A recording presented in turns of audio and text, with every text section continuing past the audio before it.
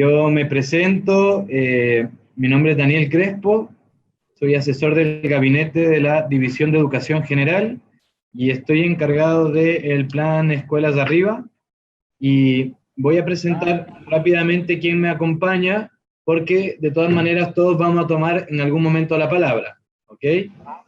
Está Josefina Lira conmigo de la Oficina de Relaciones Internacionales del Ministerio de Educación. Está también María de los Ángeles Silva, que es la encargada de nivelación del plan Escuelas de Arriba, y está fuera de cámara, pero después va a entrar José Luis Aravena, que es el encargado de gestión del plan Escuelas de Arriba. En el fondo lo que hicimos fue tener un equipo aquí que cubre distintas áreas del plan para poder resolver las dudas que puedan surgir. Bueno, Josefina Lira de la Oficina de Relaciones Internacionales, como me presentaba acá nuestro querido Daniel, y darles un saludo a mis queridas colegas, ¿no es cierto?, del Ministerio de Educación del Perú, de Relaciones Internacionales, a todo el equipo del Ministerio de Educación del Perú, y un agradecimiento especial a la posibilidad, ¿no es cierto?, que en el lado nuestro nos ha dado Daniel cuando nos ha hecho conocer, ¿no es cierto?, la creación de esta red en el IPE de Buenos Aires, que creemos que puede tener mucha potencialidad para los intercambios, ¿no es cierto?, virtuales que tenemos con los ministerios de educación en la región, y agradecerles enormemente esta posibilidad, y destacar también, ¿no es cierto?, que esta reunión se enmarca dentro de el fortalecimiento de las relaciones bilaterales entre ambos ministerios, que tienen, ¿no es cierto?, una expresión en los acuerdos, ¿no es cierto?, de nuestras binacionales anuales, pero también tenemos un programa de intercambio que, aunque no esté inscrito en las binacionales, igual enriquece las necesidades que tenemos, ¿no es cierto?, de conocimiento mutuo, como va a ser el ejercicio de esta reunión. Un gusto y que nos vaya muy bien. Entonces, nos vamos a centrar en el programa Escuelas de Arriba, que depende de la División de Educación General del Ministerio de Educación, y la agenda con la que vamos a trabajar hoy día va a ser que primero vamos a hablar brevemente del SAC, del Sistema de Aseguramiento de la Calidad, para enmarcar por qué nace la necesidad de este programa, la importancia de la coordinación entre instituciones del Sistema de Aseguramiento de la Calidad, que es además, yo sé, uno de los desafíos importantes que tiene el Perú en este momento, y después hacer un doble clic en cómo se construye la categoría de desempeño o la clasificación de los establecimientos según sus logros de aprendizaje y otros factores. En segundo lugar, vamos a hablar del plan Escuelas de Arriba, cómo surge desde los datos, desde la evidencia, después cómo lo estructuramos y los resultados que hemos tenido hasta el momento, que son resultados preliminares, porque en una política pública que lleva apenas un año, uno no puede hablar de resultados propiamente tal, pero sí de unos resultados preliminares de lo que se ha hecho hasta este momento. Y por último, esbozar un poco cuál es el desafío que se nos viene para nosotros después de un año de aprendizaje, el programa Escuelas de Arriba para el próximo año 2020. Entonces, esa sería la estructura, y vamos a empezar entonces con la primera parte, que es el Sistema de Aseguramiento de la Calidad. Ahí ustedes pueden ver un gráfico que seguramente no alcanzan a leer las letras, pero no importa, porque solo es para que nos podamos ubicar un poco que nuestro sistema de aseguramiento de la calidad, por una ley aquí en Chile hace pocos años, lo que hizo fue dividir algunas funciones que tenía el Ministerio de Educación, para dejar al Ministerio de Educación lo más importante, que es la labor pedagógica y la labor de la implementación de la política pública y los programas.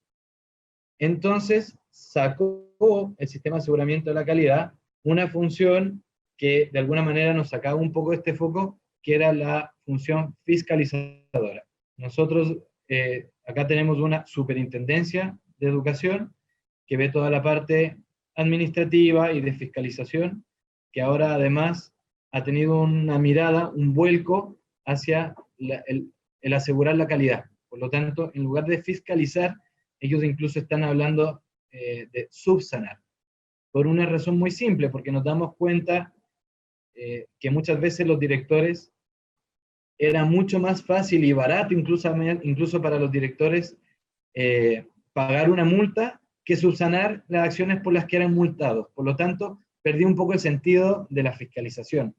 Y la superintendencia, después de varios años ya de estar funcionando, se dio cuenta de esto, hicieron un vuelco para la subsanación y eso ha funcionado muy bien, porque lo que hacen ahora es un acompañamiento. Hay otra labor que sale del Ministerio de Educación, que es la de la evaluación, y que lo toma la Agencia de Calidad de Educación de Chile, quienes tienen el rol de evaluar y orientar a los establecimientos. Y hay una última institución, que es el Consejo Nacional de Educación, que entre otras cosas ellos lo que hacen es visar o dar un sello de calidad a todo lo que hacemos como sistema, por ejemplo, las bases curriculares, de manera de asegurar que las bases curriculares sean algo transversal, sean políticas de Estado y no de gobierno. Hay un Consejo Nacional de Educación bastante transversal, se ha dicho de paso, que tiene la misión de visar. Ese es el sistema educativo de Chile a grandes rasgos. Tenemos además la división de educación, la Dirección de Educación Pública, que es, digamos, hermano del Ministerio de Educación y hace las veces de un gran sostenedor, por decirlo muy en fácil, porque es mucho más que eso. Ellos orientan a los servicios locales que son distintos sostenedores, pero no están dentro del sistema de aseguramiento de la calidad. ¿Por qué les digo esto? Porque para todo programa y para el éxito de Escuelas Arriba, el hecho de que haya una agencia de la calidad de educación para nosotros fue muy importante, porque ellos son los que nos dan el terreno previo, la evaluación, para nosotros saber dónde ponemos el foco. Si ven, yo me acerco ahora un poquito en este gráfico y les muestro que el Ministerio de Educación tiene un rol rector dentro del sistema de aseguramiento de la calidad, pero cada institución es independiente. Es decir, nosotros tenemos que guiar estas instituciones que son independientes y pueden tomar decisiones de manera autónoma.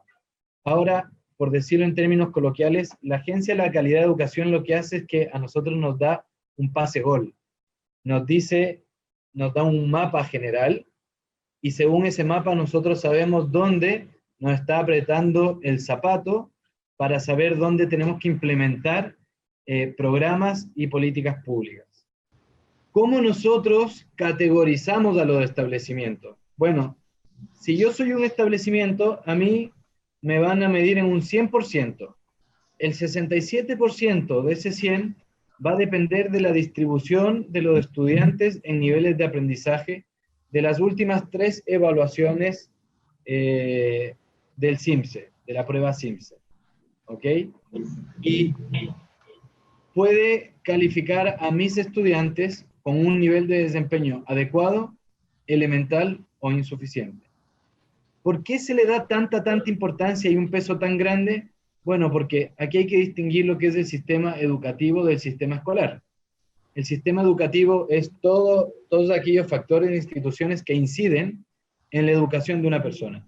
La familia, la sociedad civil, las instituciones socioculturales, y entre ellas también la escuela.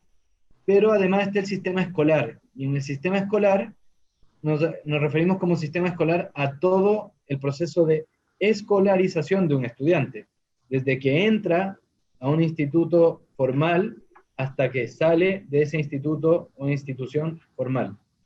Y la misión del sistema escolar es precisamente que los estudiantes aprendan. Podemos hacer mucho por ellos, pero si un estudiante está yendo a un establecimiento y no aprende lo que tiene que aprender, sabemos que algo estamos haciendo mal.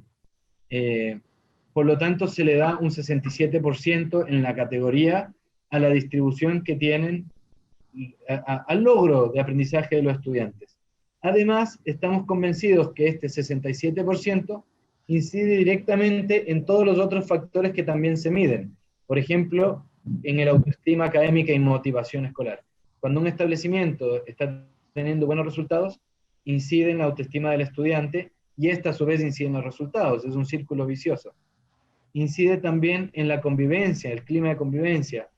Incide también en la retención de ese estudiante en el sistema educativo, etcétera, etcétera. Cuando hay una buena clase, cuando hay aprendizajes de calidad, todos los otros factores sabemos que se gatillen automáticamente. Decíamos que pueden estar los estudiantes en nivel adecuado, elemental, insuficiente. Entiendo que allá es muy parecido también. La Agencia de la Calidad de Educación otorga 0 puntos a cada establecimiento, 0 puntos, para que incidan estos 0 puntos en un promedio que se saca después para el establecimiento. 0 puntos por cada estudiante en categoría, en desempeño insuficiente. 65 puntos por cada estudiante con desempeño elemental y 100 puntos por cada estudiante con desempeño adecuado. Y esto es muy simple. ¿Por qué se hace? Porque de esa manera el sistema nos obliga, de alguna manera, y obliga a los directores de los establecimientos a que nadie se quede atrás. Yo puedo tener estudiantes adecuados y cada vez que sean más adecuados, yo voy a seguir ganando 100 puntos por ello. Pero mientras tenga estudiantes que están con rezago en aprendizaje, voy a seguir teniendo 0 puntos con cada uno de ellos. Si ustedes ven la brecha entre insuficiente y elemental, es de 65 puntos, y es mucho menor entre elemental y adecuado, porque sabemos además que el paso de un estudiante, el paso de un desempeño insuficiente a elemental, muchas veces son cambios muy pequeños. Mientras que de un estudiante que está en nivel elemental adecuado, el cambio es mucho más difícil. Exige mucho más desde el punto de vista pedagógico y cognitivo. Entonces, así es como se categoriza a los establecimientos. Un 67% por el logro de su aprendizaje, y hay 10 otros factores que tienen un 3,3% cada uno para la categoría y suman un total de 33%. ¿Okay? Entonces, esto fue lo primero que nosotros vimos como panorama general.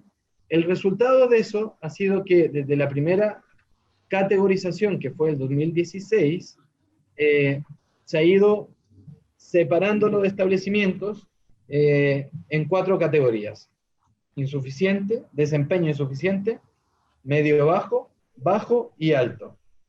Y en este momento estamos esperando la 4ª clasificación que va a salir prontamente, para saber la 4ª clasificación en básica, ¿ok? Para saber cómo están esos establecimientos. Y la 3ª clasificación en media.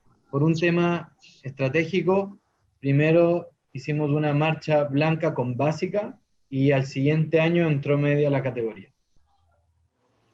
¿Cómo se divide esto? En este momento se divide de la siguiente manera.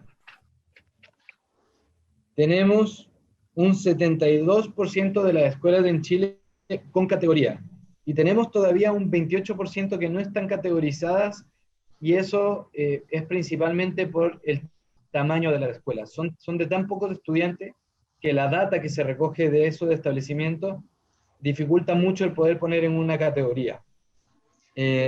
Entonces en Chile tenemos 5.704 establecimientos de educación básica con categoría de desempeño, con la última categoría de desempeño. ¿Ok? Y esto corresponde al 97%, que es casi la totalidad de la matrícula en educación básica. ¿Ok? Estos datos, para que se hagan una idea más o menos de cómo están los datos a lo macro en el sistema. Para que se puedan hacer otra idea también, aquí hay un gráfico que, si ustedes lo ven de izquierda a derecha, va mostrando 3 años, 2016, 2017 y 2018. Y esta es la distribución según categorías de la categorización de la Agencia de la Calidad de la Educación. Entonces pueden ver que la categoría de desempeño insuficiente es un universo bastante reducido dentro del universo total de establecimientos. ¿Ok? Nuevamente estamos hablando solo de los establecimientos de educación básica, pero fíjense que en nivel insuficiente tenemos en el 2016 633 establecimientos que están regados por todo Chile, y vamos teniendo una disminución sistemática de este número de establecimientos. Al 2018 ya estábamos hablando de 430 establecimientos de educación básica. Si sumamos con los de educación media, el último dato que tenemos son un total de 603. Pero es un universo bastante reducido, como pueden ver. Y si vamos a la categoría medio, ven que ahí está concentrada la mayor parte de la torta. Y precisamente por lo que decíamos, el salto de medio a alto es mucho más complejo, es mucho más complicado. Esta foto nos ayuda a ver que lo mismo que pasa en micro en la sala de clase pasa en macro a nivel nacional. Y por lo tanto también fue una primera inspiración de saber que lo mismo que hacen los establecimientos exitosos en la sala de clase era lo que debíamos nosotros buscar replicar a nivel nacional al momento de implementar el programa. Y lo mismo que hacíamos nosotros como sistema de aseguramiento de la calidad es lo que teníamos que intentar evocar en los directores. ¿A qué me refiero? Que queríamos directores donde que hubiera un líder, un rector, con mucho espacio para lo pedagógico y que pudiéramos sacar las tareas administrativas y de fiscalización a otra figura. Y en la sala de clase ir a los estudiantes que están con más necesidad, con necesidad de mayor atención. Un último dato de este gráfico que les muestro acá, que es un gráfico de la Agencia de la Calidad de Educación, es que la categoría medio-bajo es una categoría bastante grande. Y si bien nosotros ponemos foco en lo insuficiente, los medios bajos muchas veces son establecimientos que en un porcentaje importante oscilan. Bajan a insuficientes, suben un año medio bajo. O que estadísticamente es muy, muy pequeña la diferencia para que estén en medio bajo. Es estadísticamente significativa, pero de todas maneras es muy pequeña. Coloquialmente son establecimientos que a veces uno los empuja un poquito y caen en la categoría insuficiente, y hay algunos insuficientes que uno les pega un empujón pequeño y saltan a medio bajo. Entonces no nos bastaba a nosotros con ver qué hacían los medios bajos, sino teníamos que ir a ver qué hacían los establecimientos que habían saltado una o dos categorías incluso y que además habían tenido mejora sostenida en el tiempo. Y vamos un poquito más adelante a eso. Por ahora quiero mostrarles en otro gráfico el comportamiento que tienen los establecimientos. Pueden ver que de los 5.000 establecimientos de básica, hay un porcentaje importante que baja, ¿verdad? De la categoría anterior a la categoría de desempeño insuficiente, pero hay un porcentaje mayor que sube, ¿ok? Así que un momento para que puedan ver ese gráfico.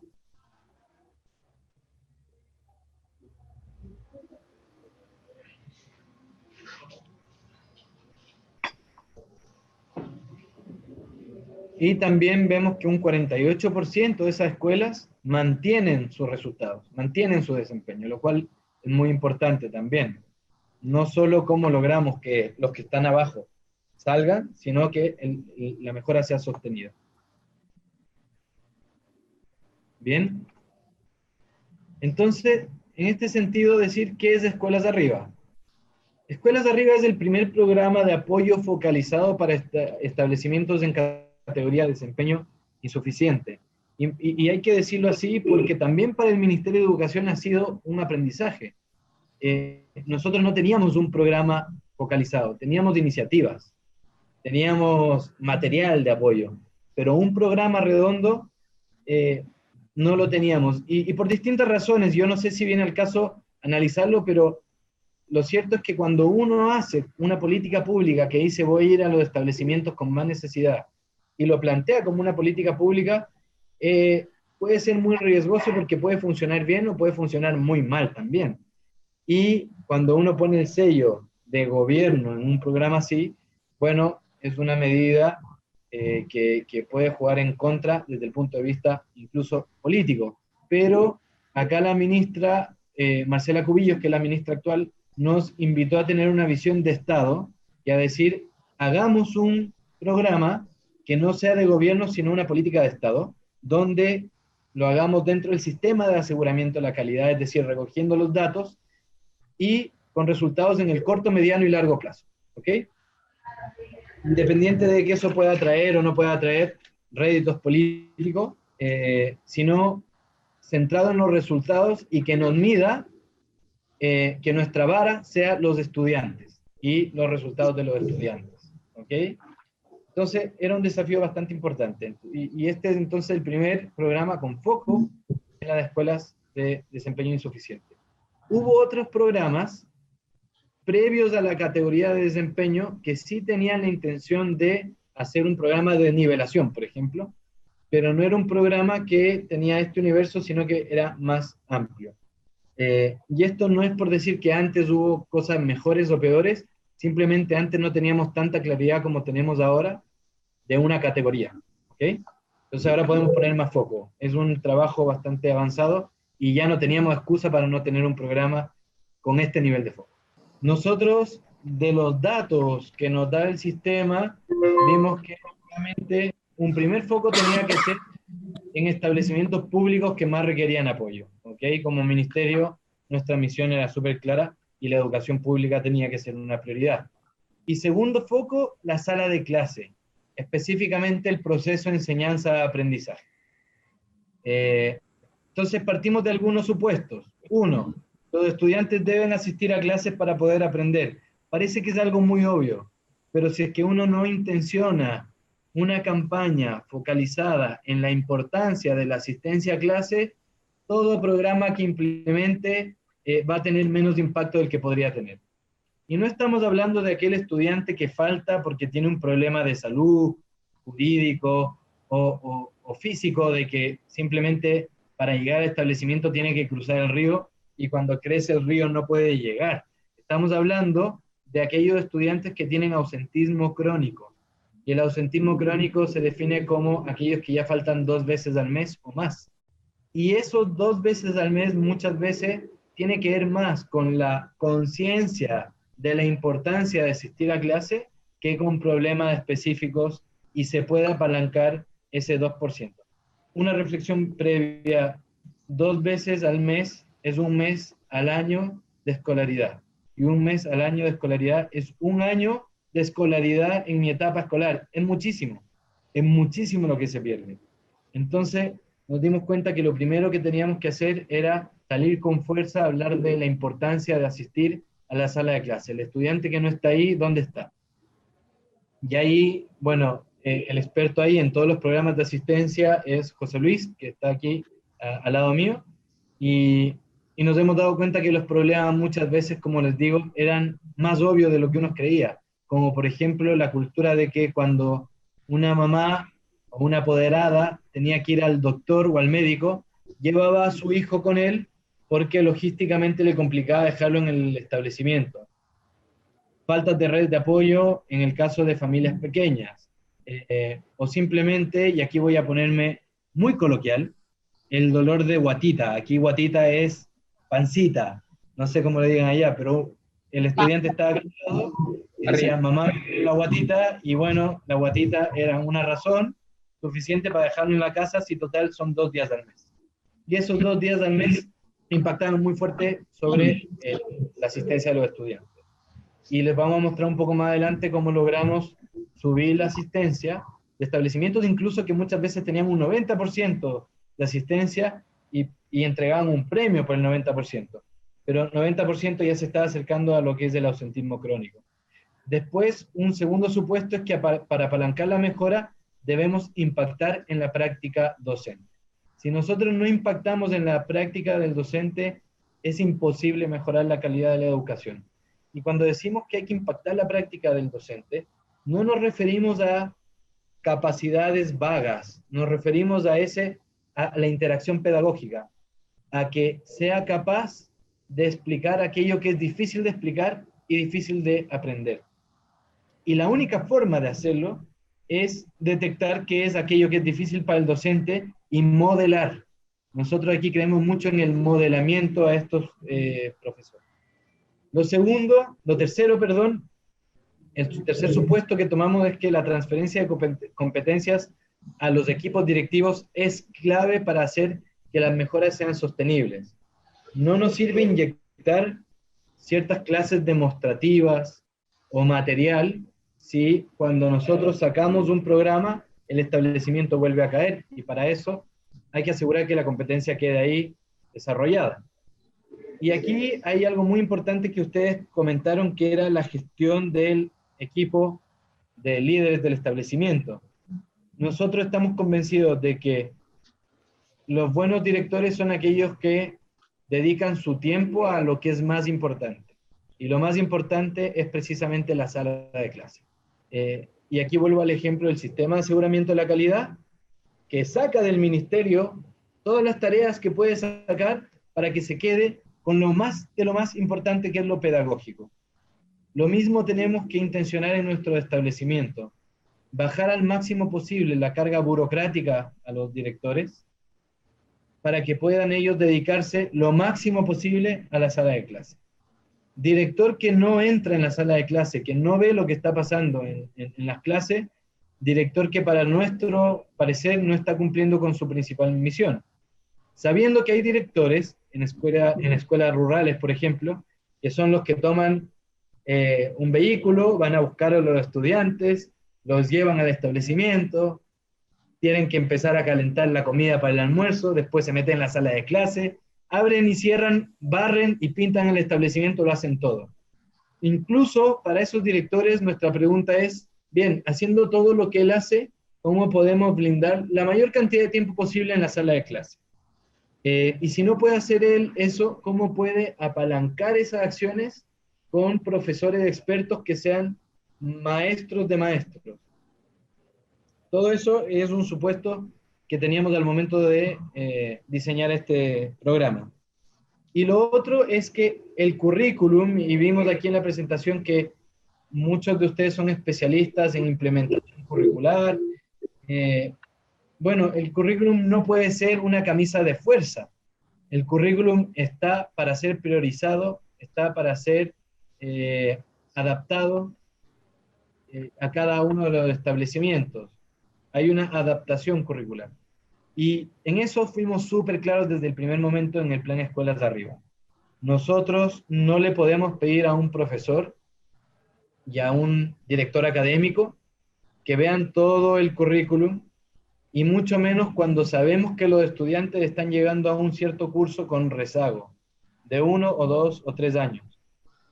Entonces lo primero que hicimos fue, y fuimos muy sinceros, muy transparentes en decir, aquello que es imposible abordarlo en este poco tiempo, no se va a abordar.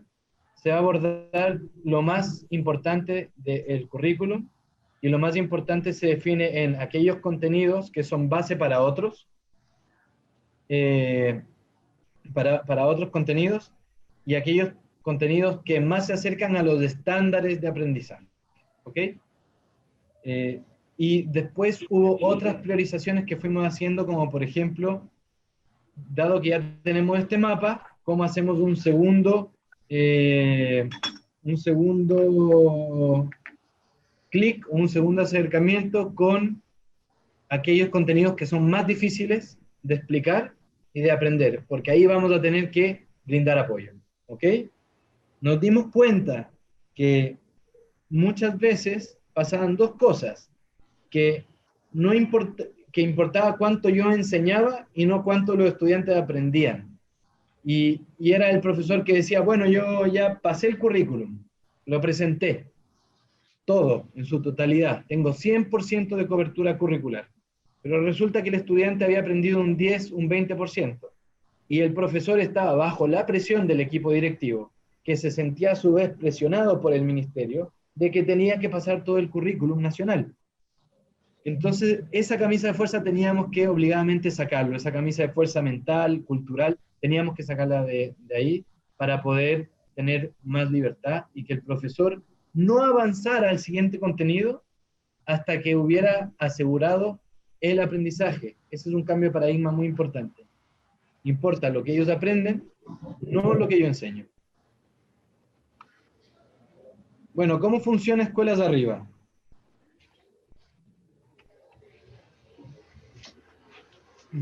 Nosotros nos comprometemos después a compartirles un documento que lo tiene publicado la Agencia de la Calidad de Educación.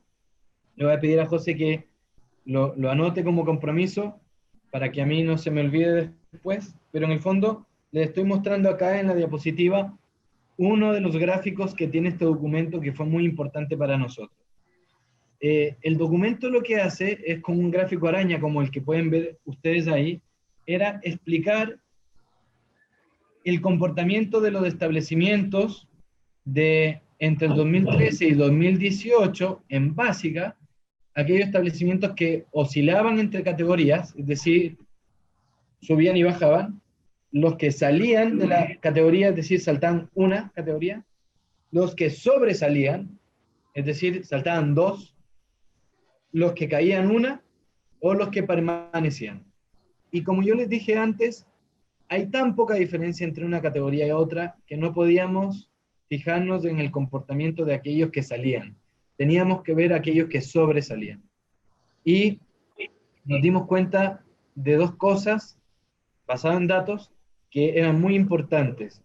Los estándares de aprendizaje, por el peso estadístico que tenían, pero además resulta que cuando mejorabas por nivel de aprendizaje, es decir, cuando individualizabas el logro de cada estudiante y no te fijabas en el promedio, entonces todos los otros factores se movían. Y esa es la primera lección. Teníamos que individualizar a cada estudiante, lograr que los directores los individualizaran y lograr que el profesor los individualizara. Que aquel estudiante que estaba con desempeño más descendido tuviera nombre y apellido. Y ese estudiante con nombre y apellido supiéramos en qué estaba descendido. Entonces un botón de muestra es que si yo visito a terreno, que hay que visitar mucho terreno, si yo visito a terreno a un director, le tengo que decir, director, ¿dónde están sus 5 estudiantes con mayor necesidad en este momento, en tal curso específico, y cuáles son esas necesidades? Ese director me lo tiene que responder, o al menos tiene que saber a quién preguntarle de manera rápida. Pero el hecho de tener un monitoreo constante de los aprendizajes era indispensable. Y el otro factor que sacamos de este gráfico que les presento es el tema de la asistencia. Yo ya conversé anteriormente con ustedes sobre la asistencia, pero claramente subía la asistencia y subía todo. Sorpresas por el otro lado que nos llevamos es que el clima organizado, el clima de respeto y el clima y el ambiente seguro, no clima, el clima es la medición, el ambiente organizado, el ambiente seguro y el ambiente de respeto no necesariamente nos apalancaba una mejora en los aprendizajes, lo cual fue para nosotros un golpe, porque uno de los supuestos previos al programa era, bueno, para que los estudiantes aprendan se tienen que dar las condiciones ideales. Y nos dimos cuenta que no es tan así, va en paralelo. Tenemos que tener buenas clases y las buenas clases se logran con una buena metodología, con un plumón y una pizarra. O sea, con un lápiz y una pizarra, en cualquier condición. Siempre que el docente tenga las capacidades. Y aquí hay un supuesto que es muy importante, que es creer que existen estudiantes o alumnos vulnerables. Y aquí hay un convencimiento muy importante que tenemos de que no existe tal cosa como el estudiante vulnerable. Existen estudiantes en contextos vulnerables. Y el lugar para mover la brecha, para sacarlos del contexto vulnerable, es precisamente la sala de clase. Nuestras clases demostrativas, que son parte importante del programa, es una de las acciones, ya metiéndome en las acciones, puede hacer clases demostrativas, como les digo, con un plumón y una pizarra, de aquellos nudos de aprendizaje o nudos críticos del currículum, eso que era difícil de enseñar y aprender. La encargada de esas clases demostrativas es la María de los Ángeles, que está aquí al lado mío. Ella ve el contenido, la organización de estas clases, y nos dimos cuenta que con una buena clase, los mismos estudiantes que venían 4 años teniendo resultados malos, resultados descendidos, en 1 hora y media de una buena clase lograban mejorar esos resultados. Estamos hablando que venían 3 años sin restar, por ejemplo, y con una buena clase salían restando, restando con 2 y 3 dígitos, restando con reserva y restando con 0. ¿Por qué? Asegurando el primer objetivo de aprendizaje, los que venían eran ya intuitivos. Entonces, había que hacer un pequeño twist para que lograran alcanzar esos objetivos de aprendizaje. Entonces, muy importante tener ese convencimiento. No depende siempre, en el 90% de los casos, del estudiante. Los estudiantes tienen las capacidades. El 10% restante, estamos hablando de estudiantes con, por ejemplo, necesidades educativas especiales, que es un porcentaje menor, y que tienen que dar al 100% de sus capacidades. Y cuando yo logré abordar todo el otro porcentaje, tengo mucha más facilidad para llegar a ellos porque se genera un círculo virtuoso dentro del establecimiento. Pero si es que no hay un cambio cultural y seguimos diciendo, bueno, es que no saben los estudiantes con los que me toca trabajar, entonces es muy difícil generar un cambio. Esto tiene que ser un convencimiento de nosotros, de los profesores y de los directores. Lo dice la literatura como las altas expectativas. Nosotros hicimos ingeniería inversa, ¿ok? Pero eso es una evidencia. Bueno, les comentaba entonces cómo funciona Escuelas de Arriba.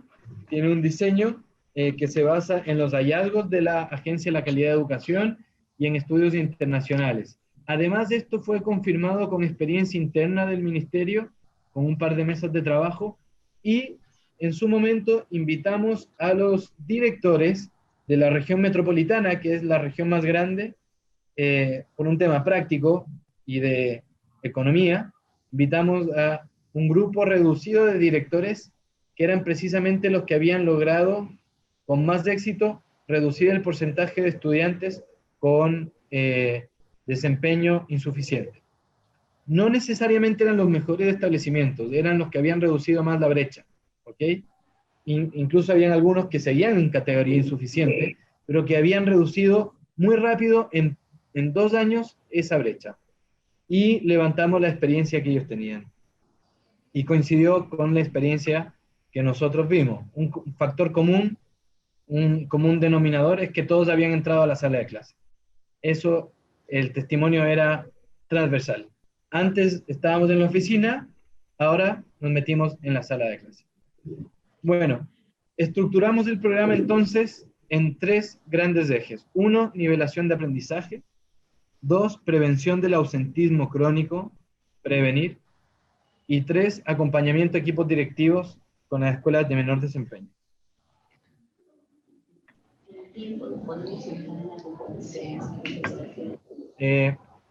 Entonces voy a describir brevemente los componentes de este programa.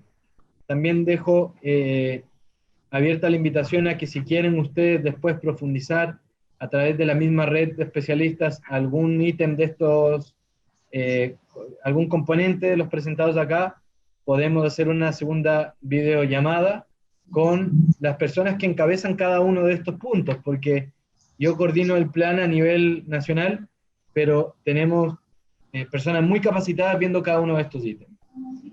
El primero es nivelación de aprendizaje, que queríamos nivelar estudiantes por estándares de aprendizaje y capacitar a profesores para abordar los nudos de aprendizaje.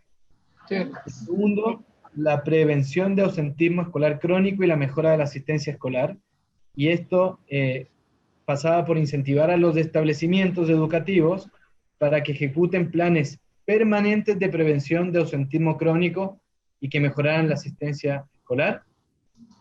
Y al mismo tiempo entregar asesoría técnica permanente en el diagnóstico, elaboración y evaluación de las actividades descritas anteriormente. El ausentismo crónico es el predictor más importante de la deserción escolar. Por lo tanto, teníamos que evitar esto. Nosotros ahora podemos ya saber cuáles son los estudiantes con cierta certeza que van a desertar si es que no hacemos algo. Y son los que, por lo general, tienen mayor porcentaje de ausentismo crónico. Entonces teníamos que hacer un programa para la asistencia y que no fuera un tema de un encargado, sino un tema de la comunidad. Y en tercer lugar, el acompañamiento a equipos directivos, y este es un acompañamiento permanente en el análisis de datos para un correcto diagnóstico de la situación inicial, y una asesoría permanente en la elaboración de la planificación, ejecución y evaluación de actividades de mejora focalizadas. Y la palabra clave de todo lo que les acabo de decir en este momento es focalizado, ¿ok? La observación de clases es muy importante, pero hay un paso previo ahí. Y para hacerlo muy gráfico, si yo les muestro un cuaderno con cuadrícula, ¿ok? La observación de clase, lo que me va a cubrir en un cuaderno con cuadrícula, no es un universo mayor a lo que estoy, perdón que me acerque, dibujando ahí, porque los recursos son limitados. El resto de la cuadrícula viene del análisis de datos previos que hace el director con el equipo de gestión. Viene de saber dónde me está apretando más el zapato, dónde están mis estudiantes con resultados más descendidos. Entonces nos dimos cuenta que la primera capacidad que teníamos que desarrollar en los equipos directivos era precisamente el uso pedagógico de los datos. El uso del informe que ya era público, que ya lo tenía la Agencia de la Calidad de Educación, pero que no lo leían o que no lo leían de la manera que necesitábamos leerlo. Un ejemplo específico, se quedan con los promedios. Hablaban de la prueba CIMSE. Oye, subí 7 puntos en la prueba CIMSE. Pero la prueba CIMSE es un gran indicador que oculta muchos subindicadores. Y a nosotros nos interesaba la desagregación de esos datos. Un ejemplo concreto de algo que nos pasó es que en el indicador, por ejemplo, de hábitos de vida saludable, que es uno de los que pesa 3,3%, un director, esto es un caso real, vio que había bajado en este indicador, entonces lo que hizo fue ir al lugar donde se vendían alimentos en el establecimiento y les pidió que cambiaran todos los alimentos por alimentos sanos, saludables. Y al siguiente año bajó todavía más. Entonces no se explicaba el director cómo había bajado, pero al momento de tener una asesoría con nosotros, le ayudamos a hacer un doble clic y se dio cuenta el director que hábitos de vida saludable se componía de varios subindicadores, uno de los cuales era la alimentación, pero donde él estaba descendido era en la actividad física y recreativa. Y la razón que había detrás de eso es que las estudiantes mujeres, las estudiantes alumnas, las mujeres, no querían hacer actividad física porque la cancha, el lugar para hacer actividad física, estaba en el centro del establecimiento y se sentían cohibidas para hacerlo porque se sentían observadas. Un tema que en ese establecimiento particular sucedió de esa manera. Al ser consultadas las estudiantes declaraban esto: no quiero hacer actividad física porque el patio está ahí y bueno, me siento observada, me gustaría un lugar con un horario donde me sienta más protegida. Por lo tanto, era una buena estrategia para un problema mal diagnosticado, el cambiar el tema de la alimentación. Y ese tipo de cosas, este tipo de resultados se daba con mucha frecuencia. Entonces, los directores tienen que saber leer los datos y tienen que saber poner remediales focalizadas a partir de esos datos. Entonces, en concreto, ¿qué es lo que entregábamos? Guías de apoyo al profesor y ejercicios de clase a clase para abordar los objetivos de aprendizaje del currículum más difíciles de enseñar y de aprender. Dice guías de apoyo al profesor porque habían guías, versión estudiante y versión profesor. Y en la guía versión profesor hay unos recuadros que le recuerdan al profesor cómo enseñar los contenidos difíciles. Y muchas veces dicen, profesor, recuerde al estudiante esto y esto, pero somos muy conscientes que muchas veces el mismo profesor es el que no lo tiene tan presente y hay que hacerle un guiño, con mucho respeto a la profesión docente, pero hay que hacerle un guiño de que el punto central de tal contenido es, o el punto clave es este o es este otro. Después, algo muy, muy importante era entregar buenas pruebas de diagnóstico y de seguimiento en lenguaje y matemática. No lo dije, pero nuestro plan, que lleva recién un año, tiene un foco en lenguaje y matemática porque sabemos que son asignaturas que apalancan las otras. ¿Okay? Sí está en nuestro panorama ampliarlo a más asignaturas, pero por un tema de recursos y tiempo no lo hemos hecho todavía. En segundo lugar, hacíamos ensayos CIMSE para identificar áreas que debían reforzar frente a la prueba estandarizada. ¿Okay?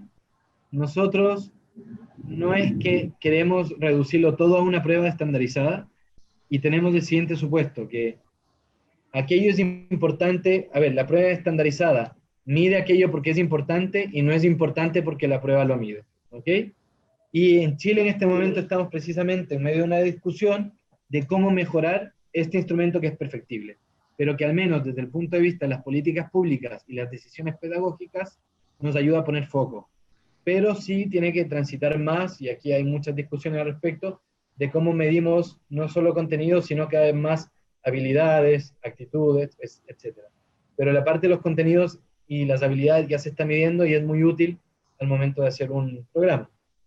El siguiente punto, acompañar a los equipos directivos durante todo el año en la elaboración de planes para abordar ausentismo crónico.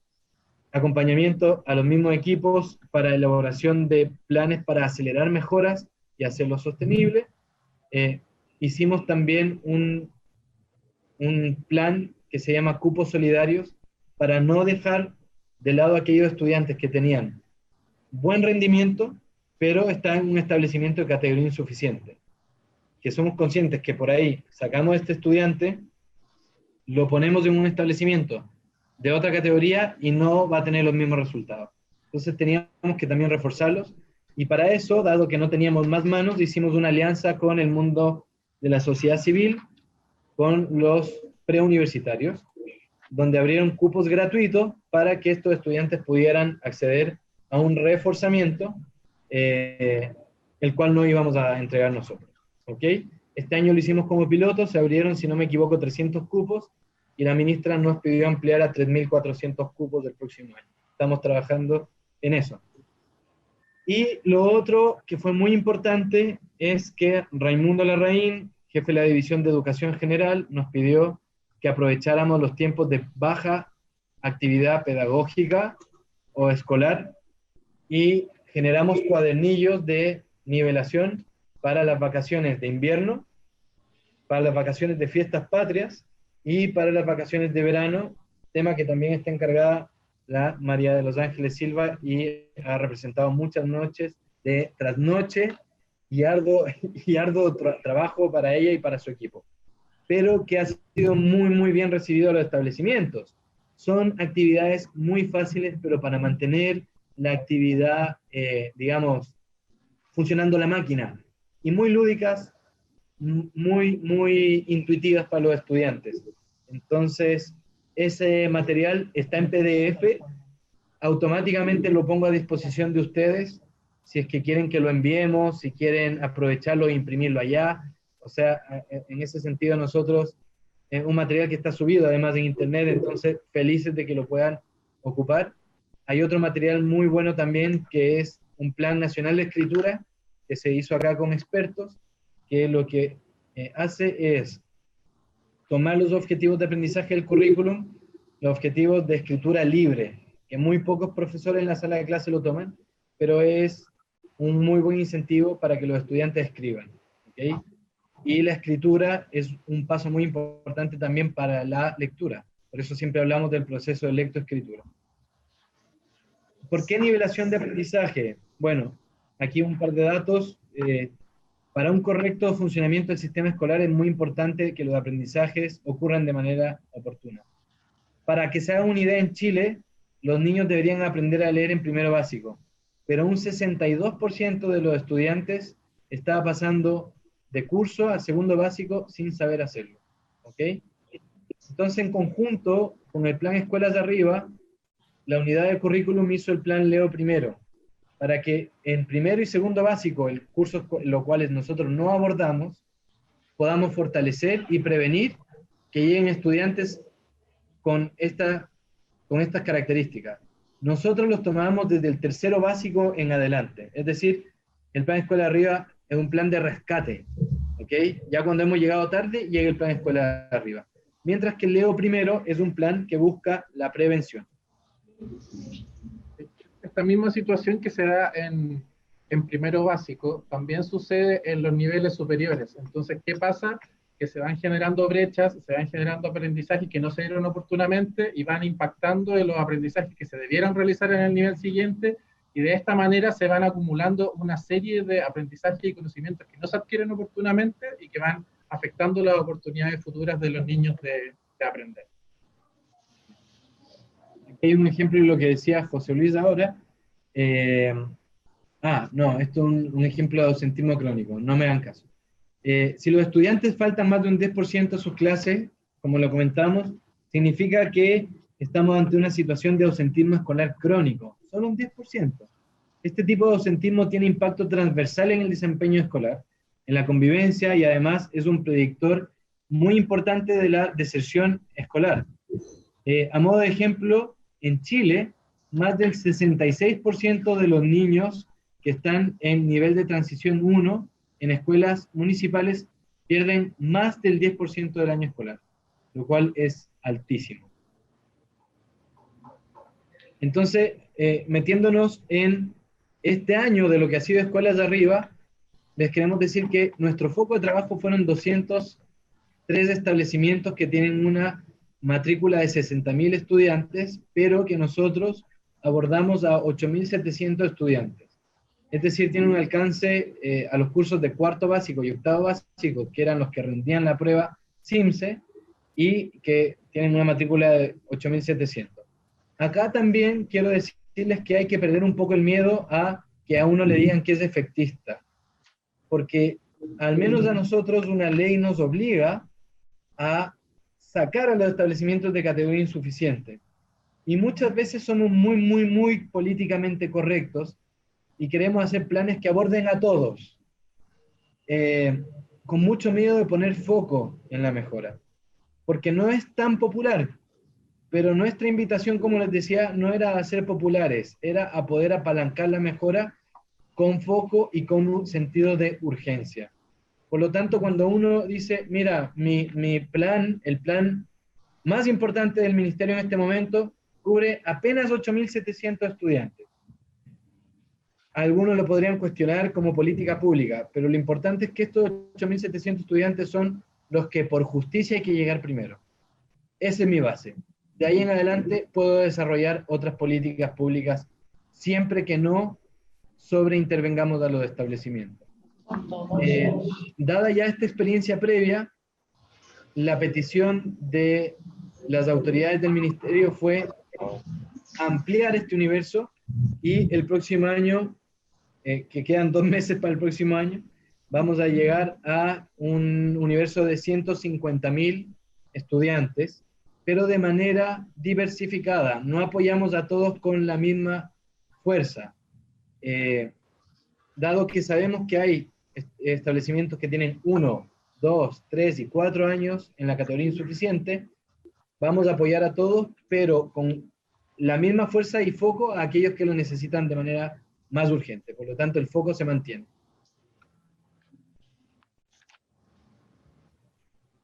Muy bien. Aquí, ya entrando en la etapa, vamos en la etapa 2 de esta presentación. Hemos pasado ya la parte más larga. Vamos simplemente a compartir algunos resultados de Escuelas de Arriba este año, resultados preliminares, como les comentaba yo antes. Pero aquí pueden ver en este gráfico una prueba inicial de diagnóstico que en promedio nos arrojaba que el desempeño de los estudiantes en estos establecimientos era de un 40 a 47% en la asignatura de matemática. José, corrígeme, pero este gráfico que estamos mostrando es matemática, ¿correcto? Sí. Y aquí hay 3 pruebas de avance que hemos hecho durante el primer semestre y pueden ver cómo en promedio avanzamos un porcentaje importante solo haciendo clases demostrativas para este grupo de docentes, modelando cómo había que enseñar estos aprendizajes. Y como les digo yo, eran clases donde había un profesor que con un lápiz y una pizarra y con los mismos estudiantes hacía bloques de clase con otros profesores alrededor mirando cómo lo hacía. Y yo les puedo compartir que en visita a terreno, cuando me meto en la sala de clase, muchas veces hasta copiaban los mismos chistes, las mismas bromas que se hacían en nuestras clases demostrativas, y los estudiantes se reían en el mismo momento y sacaban los mismos resultados. Entonces, para nosotros fue muy agradable ver cómo los profesores tenían esta docilidad y humildad de adoptar algunas metodologías que, como les digo, eran muy simples. No se trataba de una innovación que llegaba al punto de aprendizaje colaborativo o enseñanza para la comprensión de Universidad de Harvard, todo ello muy rescatado por nosotros, pero que necesita cierta base para poder implementarlo, sino que se trataban de clases muy simples que abordaban lo más importante, como les digo, con un plumón y una pizarra, monitoreando el aprendizaje de los estudiantes y enseñando desde los errores. Clases que, si ustedes la ven algún día, no les llamaría para nada la atención, ¿ok? Nada muy sofisticado. Y muchas veces la mejor innovación es que menos es más. Y muy invitados algún día a ver una de estas clases demostrativas. Por lo tanto, siguiendo con la presentación, ven que los establecimientos educacionales que participaron subieron en promedio 21,6 puntos porcentuales en sus niveles de logro respecto a la prueba diagnóstica al medir los aprendizajes esperados en un nivel de tercero básico. ¿Okay? El promedio, como habíamos dicho, siempre oculta muchas realidades, pero esta presentación nos da como para presentar en promedio. Los establecimientos que participaron del programa registraron variaciones positivas en sus niveles de logro promedio en matemática. Un 88% responde afirmativamente a esta declaración, mientras que un 12% no lo logró. Y en ese 12% nosotros tenemos que hacer una nueva evaluación y ver qué factores nos impidió mejorar este porcentaje. Aquí es un poquito más desagregada la información para que puedan verla un segundo.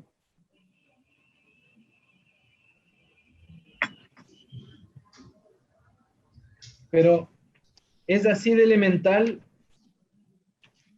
nuestros indicadores que establecimos. Eran, los estudiantes no restan, bueno, tienen que restar. No suman, tenemos que hacer algo para que empiecen a sumar. No leen, bueno, ¿cómo hacemos que lean mejor? Entonces, eran objetivos súper poco ambiciosos para un plan, pero que al mismo tiempo, el mundo que significa para un estudiante no hacer una operación básica de matemática y de repente, después de 2 años de hacerla, es indescriptible. Lo que pasa en el autoestima de ese estudiante. Y veámoslo del otro lado. ¿Qué pasa a un estudiante que lleva 2 o 3 años con una mentalidad ya fija de que no se puede, de que simplemente no se puede? Entonces, el mindset ahí es muy importante también para que estos estudiantes el día de mañana puedan surgir. Y de ahí la importancia de celebrar los pequeños logros. Entonces, si ustedes ven, por ejemplo, aquí en cuerpos, cuando hablamos de geometría, por ejemplo, que es un resultado que está aquí en la tabla, si ven a su lado derecho, el avance fue menor que otros, pero la celebración de ese avance tiene que ser igual que cualquier otro avance. El 64,1% de los establecimientos, en cuanto a los programas de asistencia, lograron reducir su porcentaje de estudiantes con ausentismo crónico. Miren que los estudiantes con el programa, los establecimientos con el programa focalizado en terreno, eran 39. Muy pocos. Pero el programa al mismo tiempo beneficiaba a toda esa matrícula. ¿Ok? 39 establecimientos. Ahora vamos a subir ese universo, pero quiero comentarles que estamos hablando de 40 establecimientos. Es muy poco, pero eran los que necesitaban ayuda más urgente a nivel nacional. Y eso a nosotros nos tiene muy tranquilos. Mientras que el 46,2% de los establecimientos disminuyeron a un ausentismo crónico en más de un 5%. ¿Ok? Aquí está el aumento de universo que yo les comentaba. Ya no solo vamos a acudir a 203 establecimientos, sino que tenemos una proyección de acudir, acompañar a 607 establecimientos. Y aquí hay un pequeño asterisco porque estos establecimientos dependen de la categoría que nos entrega la Agencia de la Calidad de Educación, que viene pronto. Sabemos que el universo va a ser mejor, pero por un principio de prudencia lo hicimos más amplio. El alcance ya no solo va a ser en cuarto y octavo básico, sino que vamos a abordar de tercero básico a segundo de media, y la matrícula automáticamente de 8.700 pasa a 150.000. Los objetivos son los mismos, nivelación de aprendizaje, con las mismas actividades que les mencionábamos antes. Como pueden ver acá, no lo voy a leer, pero tenemos un indicador súper especificado, una prevención de ausentismo escolar crónico, con una meta bien concreta, y al mismo tiempo un acompañamiento para los equipos directivos. Lo dejo así de desagregado ahí para que los que quieran puedan leer un poco más la iniciativa de cada una de estas variables.